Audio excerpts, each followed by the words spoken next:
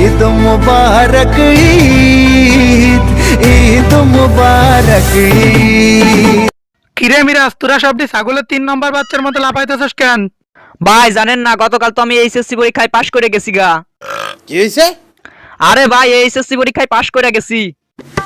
এসব ফাও কথাবার্তা বাদ দিয়া বাড়ি যায় পড়ালেখা কর, আইসে আলার পালা। পরীক্ষা হলো না, ও নাকি পাশ করে গেছে।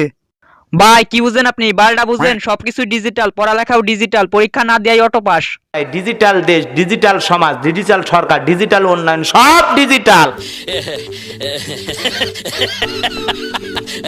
ভাই তাইলে আমিও কি পাশ করছি? আরে বেটা হ, তুই পাস, তোর বাপ পাস, তোর 14 গোষ্ঠী সহ পাস। কিন্তু আমার বাপ দাদা তো মরে গেছে। আমাদের দেশ বর্তমানে ডিজিটাল, এইটাই বুঝোস না, এই জন্যই তো তুই ফেল করতি, তাও পাস করাই দিছি। ও ভাই, তা আগে বলবেন না? আগে বললে তো আমি লুঙ্গি খুলা জাঙ্গাপুরে একটা ডান্স দিতাম। কয় কি? ভাই আমি একটা কথা বলমু। আরে পিচ্চি রশিদ, যে করতে আসলি? আমি একটা কথা বলমু, বলতে দেন। কয়া ফেলান, অসুবিধা নাই, কয়া ফেলান। কথা হইলো, গতকাল রাত্রে স্বপ্নে দেখলাম স্বপ্নদোষ হইছে, পরে ঘুমেরতে উইটা দেখি বিছনায় মুইতা বাসায় লাইছি। সুটিয়ে লাল করে দেবো, নোংরামি বার করে দেবো। যাই হোক ভাই, শুনলাম এইচএসসি তে নাকি অটো পাস দিয়া দিছে, তাইলে তো আমিও পাস করছি। এখন ইউনিভার্সিটিতে গিয়া বিছনায় মুতা বাদ দিয়া দিমু। ওরে বাবুরে, তুমি বিছনায় মতো পোলা বান্ধা তো পাশ করায় নাই, তোমার তো পরীক্ষার খাতায় নাম নাই। কি কন ভাই, পাস করতে না পারলে তো আব্বাই বিয়া দিব না। হোপ বেটা, তুই বিয়া করে কি করবি? বিয়া কইরা বিছনায় মুতমু আর বউরে দিয়া দোয়ামু। হালার বালা, এরকম করলে তোর বউ থাকবো না। বিয়া করবি তুই, মজা পাবে অন্যজন। আপনারা যে আমার এত পচাইতেছেন। আমার বলে আমার কাজ লাইতেছে, আমি কেঁদে দিলাম, কিন্তু আমার কাজ লাইতেছে, কেউ তাকে আমার মারবো না, কিন্তু আমার কাজ লাইতেছে। হাসে হাসে আর দুঃখ করে কি হবে?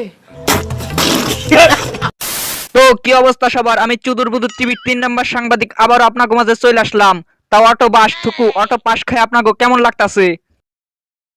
ভাই গতকাল শুনলাম আমি নাকি পাস করছি, খুশির ঠেলায় সবাইকে মিষ্টি খাওয়াই দিছি। পরে শুনলাম আমি নাকি পরীক্ষার্থী না, লকডাউনে থাকতে থাকতে মাথা মন দন সবই গেছে। পরীক্ষার্থী মানে তুই তো পড়ালেখাই করিস না। আর এদিকে আমি 14 বার ফেল করার পর পাশ করার আনন্দে জাঙ্গা পরে নাচতে চাইছিলাম, পরে দেখে আমার জাঙ্গাই নাই, গার্লফ্রেন্ডরে গিফট দিয়ে দিছি।